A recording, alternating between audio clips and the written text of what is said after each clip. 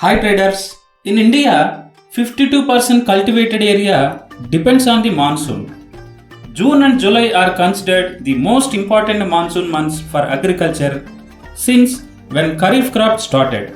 At present scenario, as per Indian Meteorological Department forecast, as above normal rainfall can benefit agriculture and water resources in the country. It can boost many companies depends on agriculture business. From those companies, today I want to tell you one Japanese based Indian proprietary company, that is Sumitomo Chemicals India Limited. This company market cap is 25,613 crores. This company revenue comes from production of insecticides, herbicides, plant growth regulators, fungicides and animal nutrition. Company current market price is 513 rupees. Now it is trading near previous high 530 level, which is 28 months back highest price. In this FY24, 40% returns given in just 3 months, April to June. In shareholding pattern also, FIs and DIs slightly increased their stake in Sumitomo Chemicals from 2.6 to 2.7